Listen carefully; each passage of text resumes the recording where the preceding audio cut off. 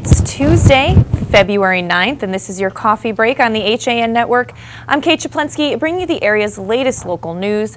Rob Adams joins us with sports and weather, and Donald Ang will take a look back on this day in history.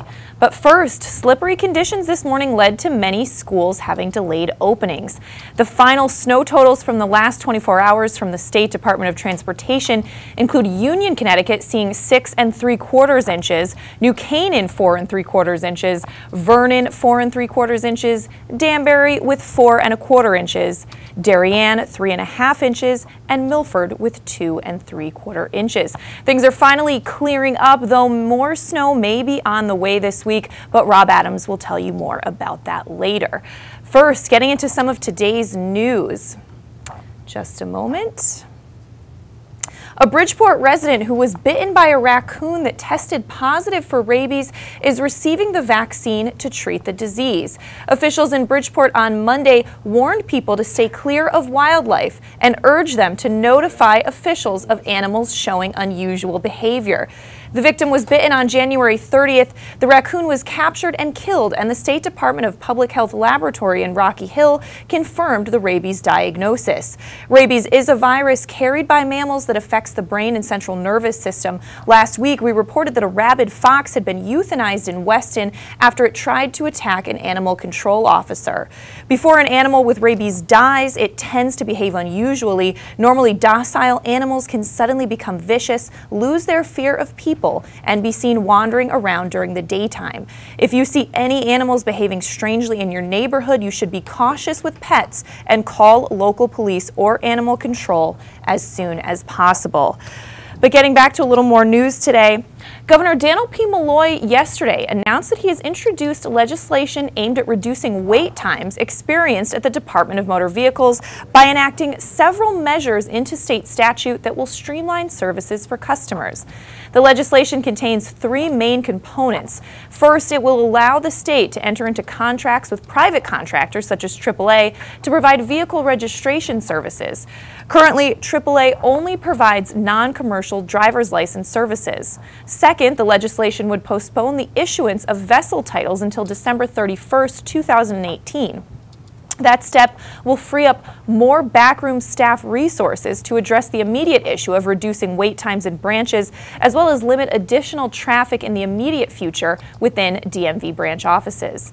And finally, the legislation eliminates the ban on registering vehicles that have delinquent property taxes and parking tickets. By removing this prohibition, it's expected that the number of customers having to make duplicate trips to branch offices will be minimized, and as such contribute to reduced wait times and an enhanced customer experience. And in Milford, in addition to collecting funds to save St. Gabriel Catholic School from closing, parents there have filed an appeal to the Archdiocese of Hartford regarding a decision to close the school in June. Parish and Archdiocese officials have said it was a parish decision to close the school for financial reasons and not an Archdiocese decision. Adding layers to the controversial decision to close one of Milford's 2 remaining Catholic schools, the local homeless shelter, which has been working with St. Gabriel Parish to buy a portion of the school property to build low-cost housing, is still interested in buying the land and disappointed that the sale was turned down. Parents have raised objections on several levels about news that the school would close. At a meeting at the church recently, parents said that selling a portion of the school property would have helped keep the school open by stabilizing school finances. That thwarted property sale was not discussed in detail when parents were told last month that the school would close, but Tony Dolan, director of the Beth El Homeless Shelter, confirmed this week that the shelter had made a viable offer to buy 3 acres of the parish-owned land. There's a lot more on that story at milfordmirror.com. And in Monroe, a 52-year-old Norwalk woman is facing multiple charges in an apparent identity theft and burglary. According to Monroe Police, the department received a report of a residential burglary on Pondview Road October 26th, where jewelry, identification, and blank checks were stolen. The stolen checks and ID were later used in Stratford and Norwalk stores to make over $1,000 worth of purchases. Working with other police departments, Monroe detectives identified Lori Savage as a suspect. She turned herself into Monroe police on February 3rd after learning of the warrant for her arrest. She was charged with conspiracy to commit fourth-degree larceny and third-degree identity theft. Her bond was set at $5,000 and she'll appear in court on February 11th. Another suspect, Tanya Abdur-Rahim, was arrested January 8th as a co-conspirator. Police said Abdur-Rahim signed the stolen checks that Savage cashed. She has been charged with criminal liability for the acts of another third-degree burglary, fourth-degree larceny, and conspiracy to commit third-degree identity theft. And a Milford woman was arrested on a warrant February 5th, charged with punching a police officer during an incident in December. According to a police report, 19-year-old Taylor Stalick of Chapel Street in Milford is accused of striking an officer with a closed fist in the face when the officer responded to a 911 call she had made from her cell phone.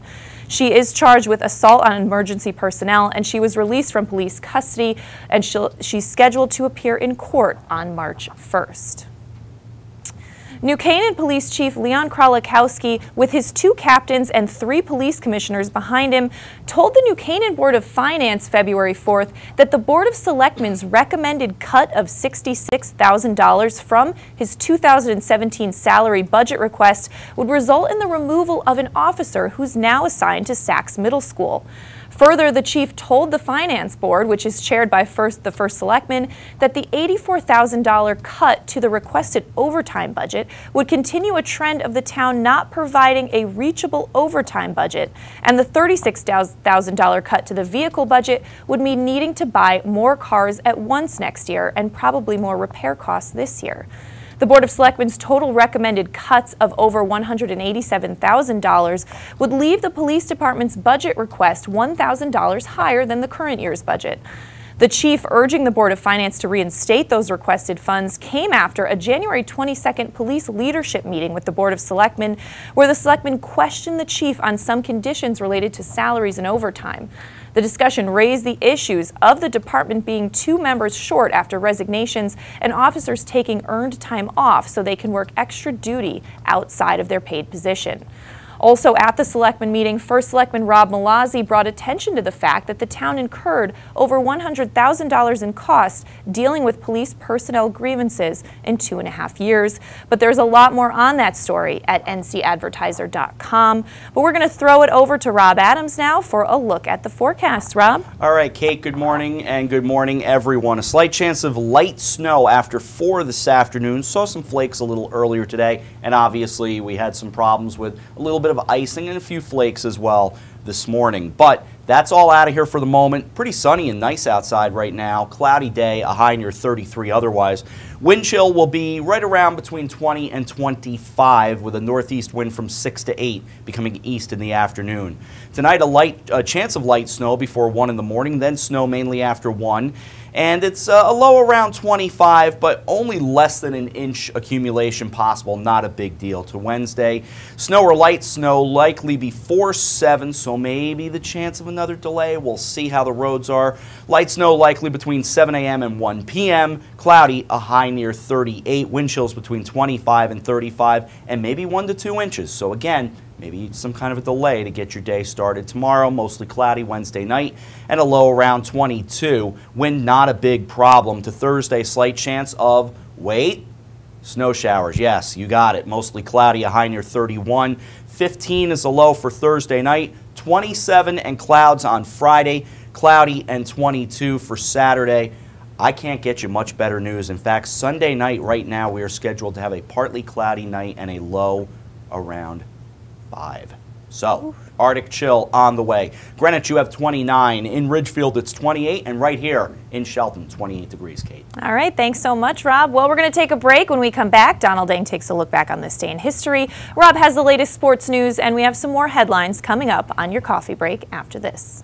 Had a sports injury that needs immediate care? Coastal Ortho Express Urgent Care gives you direct access to an orthopedic specialist quickly. Their highly trained orthopedic professionals expertly treat you without an appointment. Skiing, snowboard, or sports accident, sprain or fracture, Coastal Ortho Express can help. Coastal Ortho Express Urgent Care open Monday through Saturday in the iPark building at 761 Main Avenue in Norwalk. Call 203-845-2070 or coastalorthoexpress.com. Find them on Facebook at Coastal Ortho CT.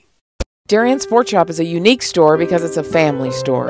A busy mom can come in with kids in tow and find everything she needs for them, and even find a dress for herself for Saturday night. And if she's in a rush, she can simply go home and order it from us that night. We'll deliver it the next day. The Darien Sport Shop. We're pretty on the outside and amazing on the inside. Conveniently located with free and easy parking at 1127 Post Road, Darien, Connecticut. Or shop us online at dariensport.com. It's the new year. The to-do list is long and it's easy to feel pulled in many directions at once. Your professional personal shoppers at Walter Stewart's are ready to check groceries off your list by shopping for you. Save extra time this year and spend it doing more important things. Great food and wine delivered to your home with the same-day service. Shop Stewart's online at stewartsmarket.com. Well, there's still a bite out on the water. Most anglers have decided to stow the gear for the winter. Just because Mother Nature isn't cooperating doesn't mean you can't see the latest models of all your favorite gear. With two convenient locations, it couldn't be easier to get your fix of summer. Boater, beach bum, fisherman, or simply love the New England coast, this is a unique place to shop. The Dock Shop, 51 Tokenique Road, Darien, 609 Riverside Avenue, Westport, or on the web, dockshop.com. Hi, I'm Rob Adams with my good friend Donald Eng, and we're the home team for Nutmeg Sports, Monday through Wednesday at 2 o'clock right here on the HAN Network. We are the place for all things Connecticut sports, so come hang out with us on Nutmeg Sports. Don? They don't call him the best color man in the game for nothing. Nutmeg Sports, 2 o'clock, Monday through Wednesday right here on the HAN Network. Hi, and we're back on this Tuesday, February 9th edition of your coffee break on the HAN Network. I'm Kate Czaplinski, and it's time to take a look back with Donald Eng. Check it out. It was a day that changed music forever. But first we go to 1825. After no candidate receives a majority of electoral votes in the U.S. presidential election of 1824, the House of Representatives elects John Quincy Adams as president. Prior to the election, the Democratic-Republican Party had been the sole national political organization in the country, winning 6 consecutive presidential elections, a period known as the Era of Good Feelings. In 1824, the Democratic Republicans did not agree on a choice of candidate for president, with the result that the party effectively ceased to exist and split 4 ways behind 4 candidates. Later, the faction led by Andrew Jackson would evolve into the modern-day Democratic Party, while the factions led by John Quincy Adams and Henry Clay would become the National Republican Party, no relation to the current Republican Party. Hostility from the 1824 election would make the 1828 election the single most bitterly contested in U.S. history. To 1950, the second Red Scare, Senator Joseph McCarthy accuses the U.S. State Department of being infiltrated with communists. According to Senator Joe, communists also ran the atomic weapons program and the FBI, and he had a list of names. 1971, pitcher Satchel Paige becomes the first Negro League player elected to baseball's Hall of Fame. Paige compiled a Major League record of 28 wins and 31 losses in parts of 6 different seasons in the majors.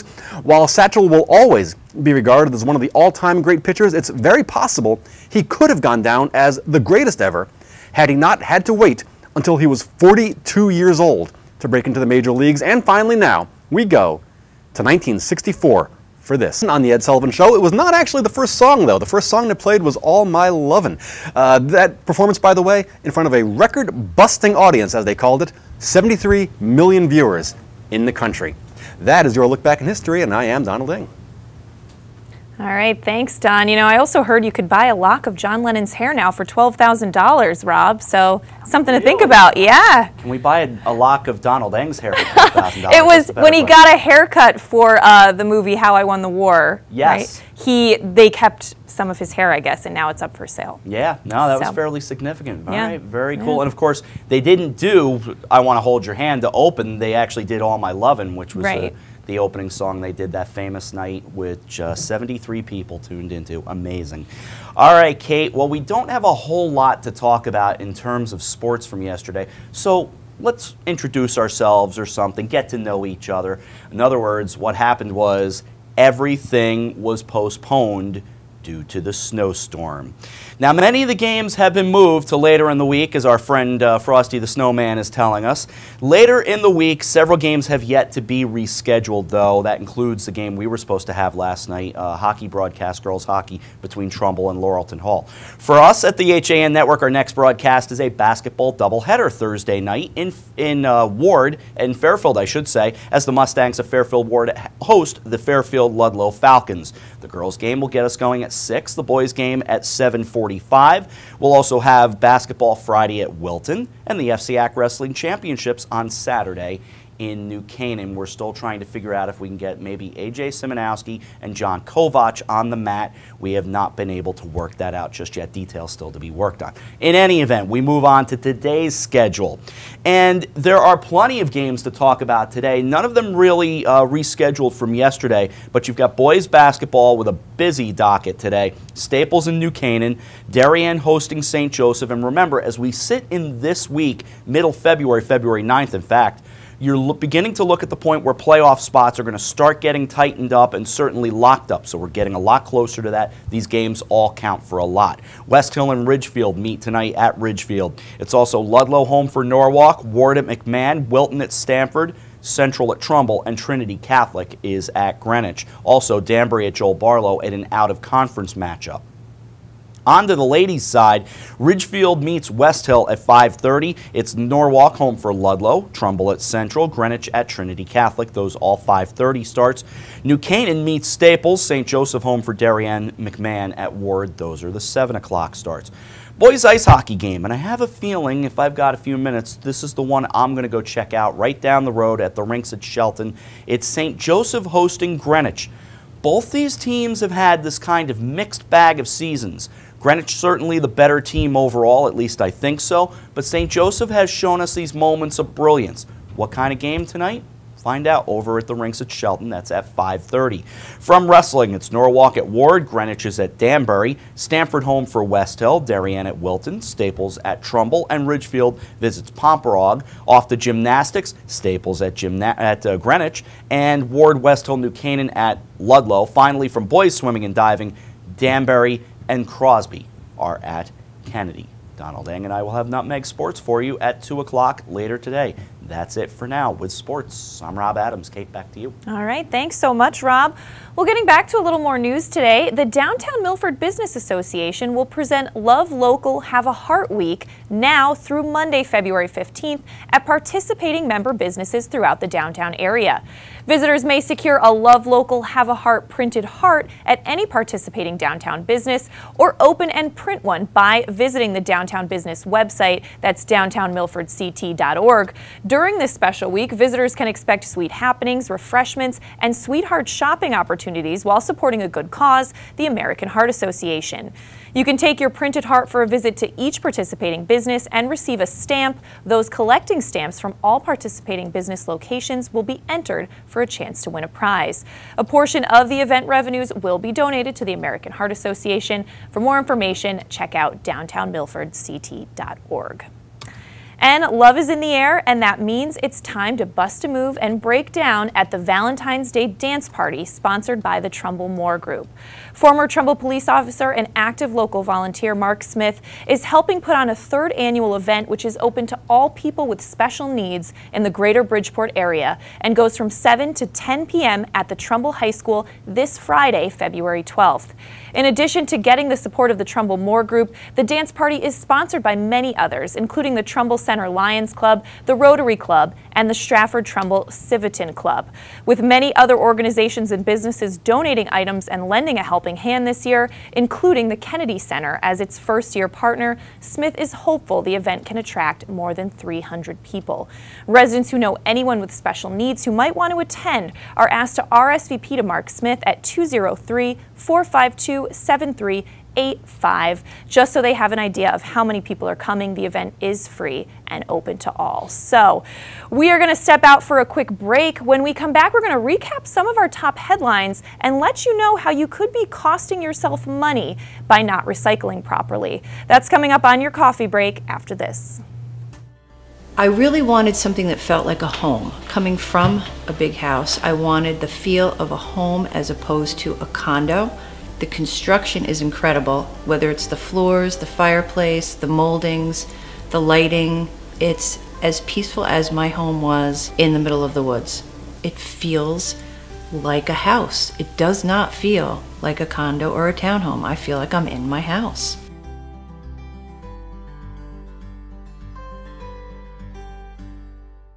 Healthy, confident smiles begin at Stratford Orthodontics. Conveniently located on Main Street, we are Stratford's hometown orthodontist. We offer the latest in orthodontic technology, including Damon braces and Invisalign. We always accept new patients. Call today to schedule a complimentary consultation. 203-375-8332. Stratford Orthodontics, 2499 Main Street, Stratford. 203-375-8332 and online at stratfordsmile.com.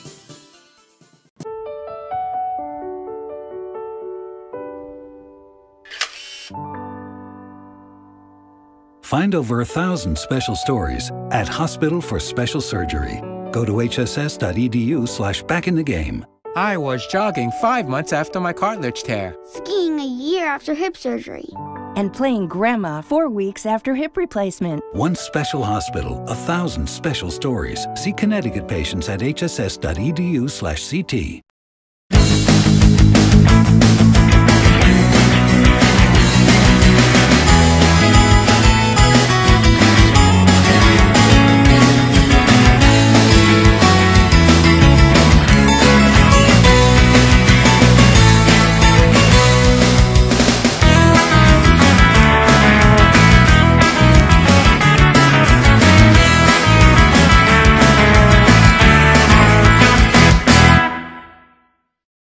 I'm John Kovach.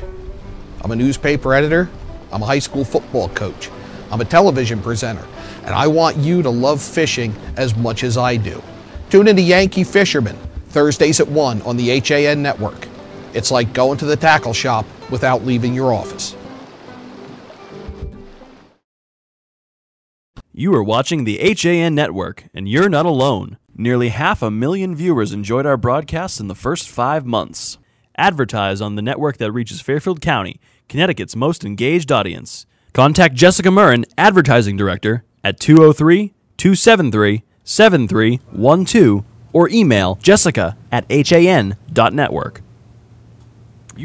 We're back on this Tuesday edition of your coffee break on the HAN network. I'm Kate Czaplinski, recapping some of the top stories we're following today. A Bridgeport resident who was bitten by a raccoon that tested positive for rabies is receiving the vaccine to treat the disease. Officials in Bridgeport on Monday warned people to stay clear of wildlife and urged them to notify officials of animals showing any unusual behavior. The victim was bitten on January 30th. The raccoon was captured and killed at the State Department of Public Health Laboratory in Rocky Hill, confirmed the rabies diagnosis. Rabies is a virus carried by mammals that affects the brain and central nervous system. Last week, we reported a rabid fox was euthanized in Weston after it tried to attack an animal control officials. Rabies is a deadly viral disease that infects the central nervous system. All warm-blooded mammals, including humans, can get rabies. The virus is transmitted through blood or saliva from infected mammals and is invariably fatal once symptoms appear.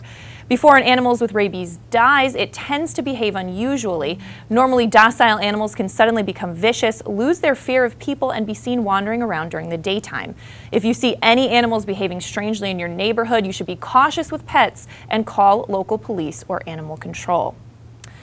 And Governor Daniel P. Malloy yesterday announced that he has introduced legislation aimed at reducing wait times experienced at the Department of Motor Vehicles by enacting several measures into state statutes that he says will streamline services for customers.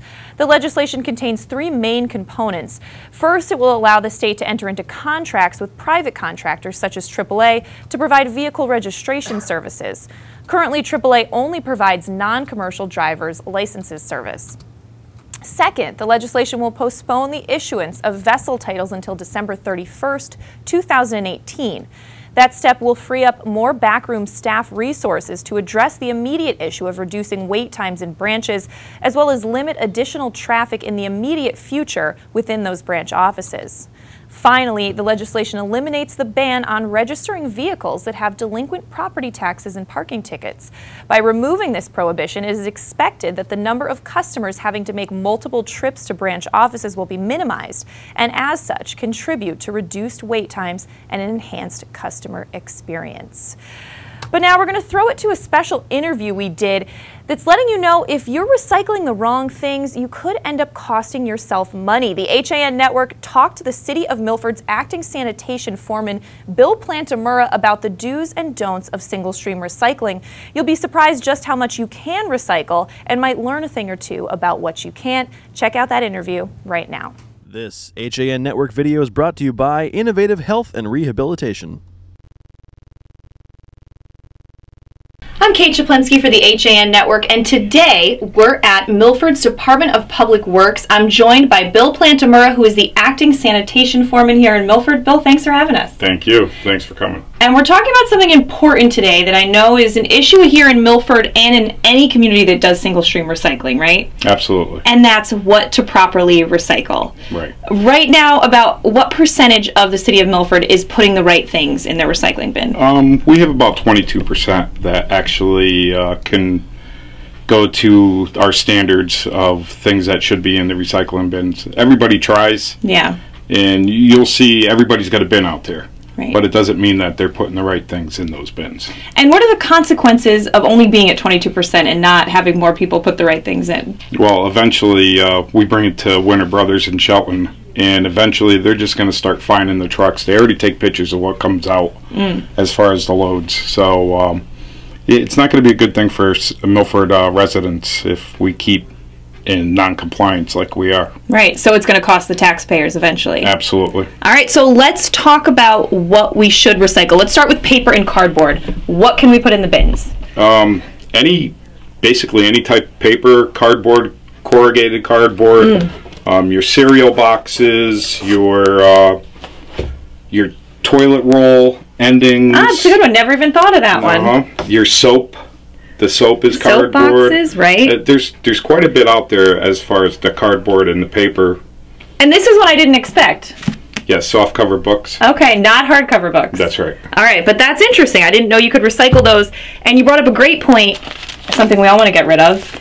Junk mail. Yes. Yeah. So that can go right in? Yes, it can. Oh my gosh. Also magazines. Right. Magazines can go in there.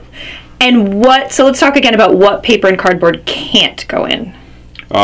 The only cardboard is the wax. Like your milk cartons, they have the waxy.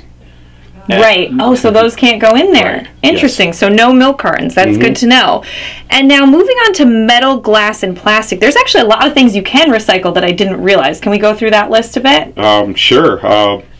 Basically anything metal, as long as you remove the lids. And the plastic, even it used to be you couldn't put the black microwavable stuff in there, but now that's accepted. So basically the only plastic you can't put in there is like oil containers and your garden spraying stuff, chemicals. You can't put that in there. Well, all right.